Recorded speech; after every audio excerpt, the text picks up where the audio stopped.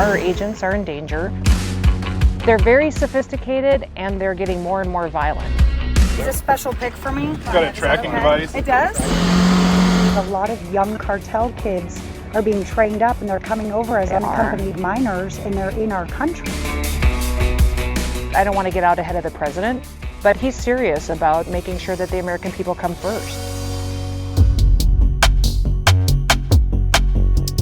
All right, I'm Allie Bradley with NewsNation, and we are about to go out with the Border Patrol convoy with their ATVs and UTVs.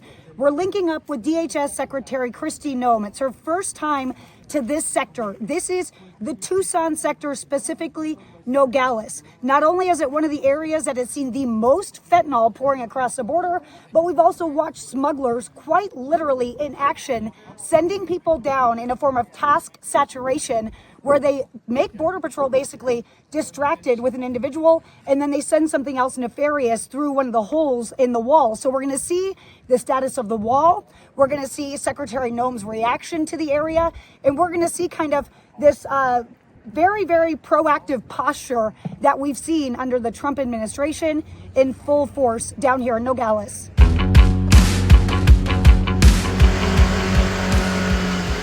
I just chatted with some agents earlier today, and they had mentioned that overnight an agent was assaulted by an illegal immigrant. That illegal immigrant was able to get that agent's baton and run back to Mexico.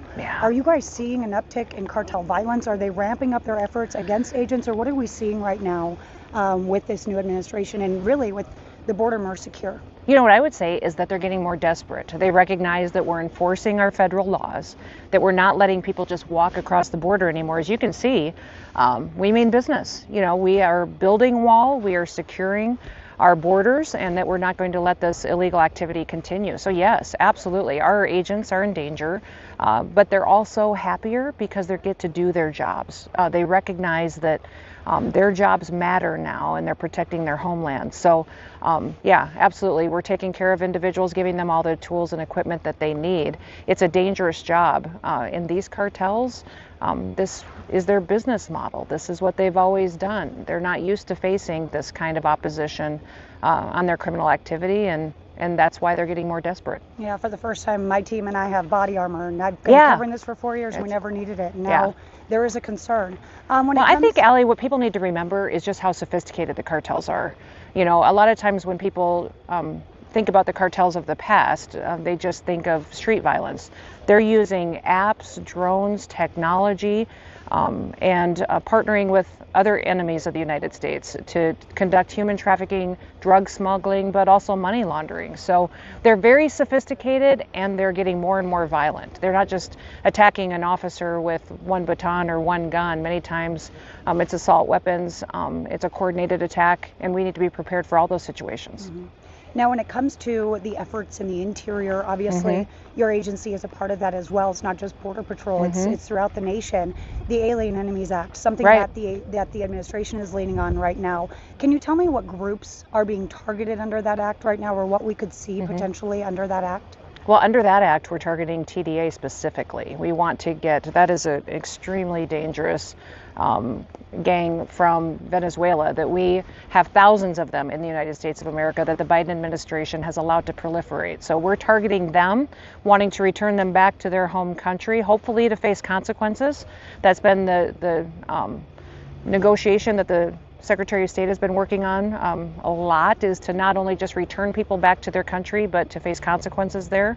And we'll use every means we can to make sure we're getting them out as soon as possible. Are we going to be seeing more protesters, people like that, targeted under this act as well? And is there any concern there with kind of people in the nation comparing that to how it was used in the past under World War II with internment camps? I mean, we're hearing that too. Is that something that is concerning, or what is your response? You know, I would think that, I don't want to get out ahead of the president, but he's serious about making sure that the American people come first, that we're creating safer environments, and that we're focused on dangerous criminals.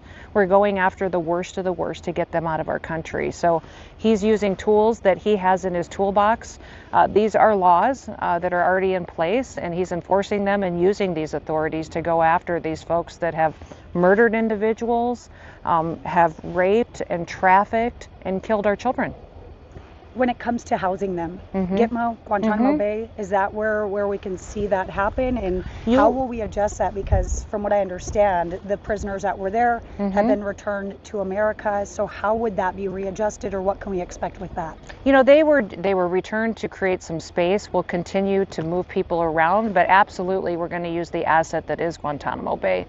We've got a lot of facilities there, a lot of capacity there, and we're going to continue to use it, especially for these individuals that are so dangerous. So, you know, we have other opportunities as well for other locations. You know, it's not always the wisest to telegraph every tool that we're going to be going after and utilizing, but Guantanamo Bay is a key to making sure that we have the detention facilities we need for these dangerous individuals. We just saw the ICE statistics come out for arrests, over 32,000 already. More than Joe Biden had in all of last year. So this president already, just since he was sworn into office, has already gone after and gotten more deportations out than Joe Biden did in all in 2024. Now, is there a difference between deportations and arrests? Because from what I understand, deportation numbers aren't necessarily as high as some of the American people might want or expect yet. You look at the numbers, and we're going through them, but the arrest numbers, we saw that Joe Biden was even manipulating those. Even people that they were encountering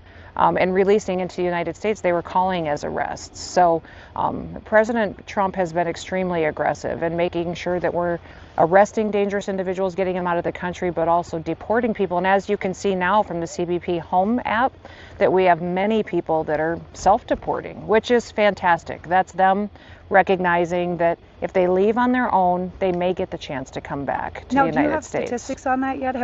You said people are using it? We do have people using them. We've seen, I'm not going to talk numbers, but it's building momentum all the time, and we're continuing to educate the public about it. But yeah, it's, you know, the last I checked a few days ago, it was getting, it's hundreds and hundreds. I'm not sure if we're over thousands and thousands now, but every day as people recognize that there are criminal penalties for overstaying, especially after you have final removal orders. There's also financial penalties. For every day that you're here for a final removal order, it could be $700 a day penalty. So if someone has been here for years, past the date of their final removal order, it could be tens of thousands, hundreds of thousands of dollars, and that's a consequence they could face if they don't self-deport. Is that new, or is that under Title That's 8 always already? been in place, but it's got the potential to be enforced. Now, we're not saying that we are going to enforce it, but people need to realize it's not just going to be a crime, and it's not going to be that if we pick you up and have to deport you ourselves, that you never get to come back. There could be financial, devastating consequences as well. So you're trying to give them more incentive to I just want people to themselves recognize so the that- amount of authorities that we have and what the federal law says. So there's a lot of consequences to not self-deporting right now if you are here illegally. Now, when it comes to the unaccompanied children, obviously 540,000 plus came in under the Biden administration, more than the previous 6 years, Right. 6 years combined. Right. 320,000 are essentially unaccounted for. I know Tom Homeland had promised you guys were going to go after them. You and I have also spoken about that. What is the status or process there, and when can we see that effort kind of take shape, or is it, and we just don't know yet? Yeah, every day we're putting in place policies and doing enforcement activities that are focusing on children. So as you know, we've already reinstituted the DNA testing, which helps us make sure that that child that's crossing the border, that it's really with a family member. That if that child is being recycled and reused by cartels or traffickers, and helping us identify who they should be with. So we're doing that every single day. In fact, in some of our ICE operations, you know, you come into an apartment or somewhere that you're bringing in a gang or cartel member, we're making sure those children are really supposed to be in that home, and are they in a safe environment. So every day that work is being done. Have you found any of those unaccompanied children yet? I know there was some initial reporting that some 75,000 were found. Is that accurate, or can you There tell have me? been children that have been found because of that. I'm not certain I could speak directly to the numbers, but I can get that to you.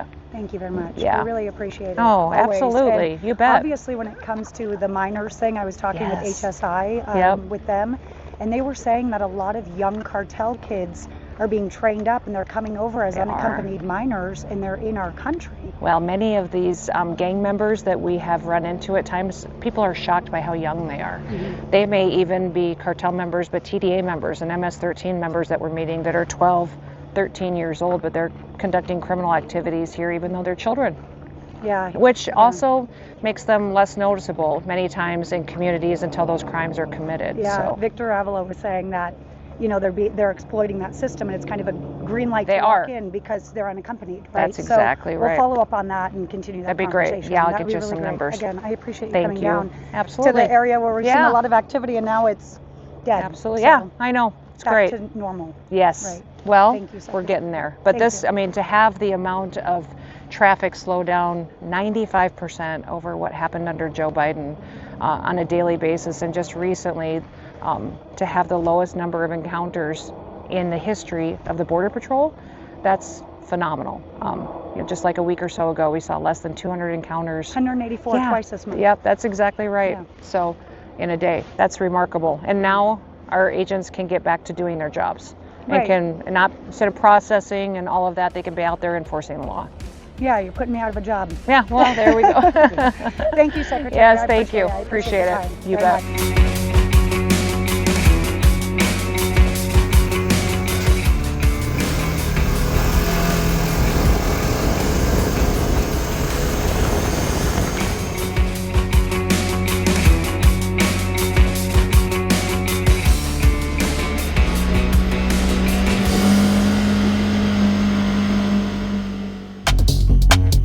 All right, we just wrapped up our exclusive tour with DHS Secretary Kristi Noem. She was down here and we were able to jump on those ATVs and surveil this area and really see what is going on in what was once a cartel smuggling hotspot and also a really massive thoroughfare for fentanyl. This rivaled the San Diego sector when it came to fentanyl seizure. That point of entry was one of those areas where a lot of the fentanyl was coming through. Now, this smuggling ridge, I like to call it, is an area that we historically saw cartel scouts and smugglers quite literally watching us, watching Border Patrol watch them. Now, there's nobody up there. And when we were out on this tour, it was really interesting to see because areas that we had seen large groups of people come through in the past, there's now a wall there. It used to just have something that is called a Normandy barrier, just kind of like X's made out of iron that would stop vehicles, a vehicle barrier more so than a pedestrian one. Now that is completely fortified. There are no holes down here in the Nogales area, which again was historically exploited by the criminal cartels. We got to really talk to the Secretary about a lot of different issues. Now things are always changing down here at the southern border. We'll hopefully have another opportunity to talk with the Secretary soon.